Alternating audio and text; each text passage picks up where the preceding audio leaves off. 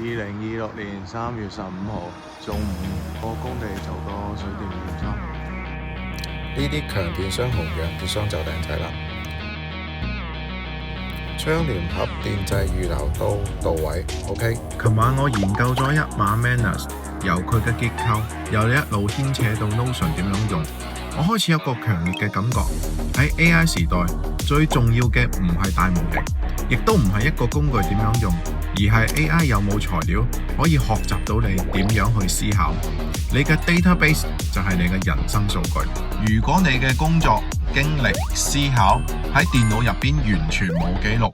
咁未來有一日，當你想訓練一個真正屬於你自己嘅 AI， 其實就等於一切從零開始。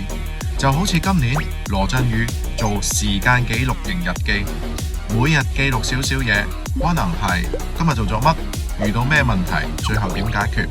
聽落好普通，但其實呢啲全部都係未來 AI 可以學習嘅數據。我而家開始每日拍視頻日記，有一方面當然係記錄真實嘅過程，但另一方面其實我喺度做緊一件更長遠嘅事情，幫未來嘅 AI 積累訓練數據。等到 AI 發展到某一個階段，你就可以將每日積累嘅數據全部餵俾你嘅 AI，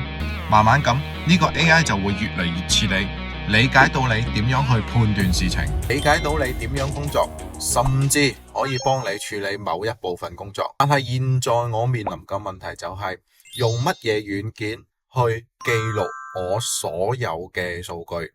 如果你喺呢方面有任何嘅諗法，歡迎喺評論區溝通。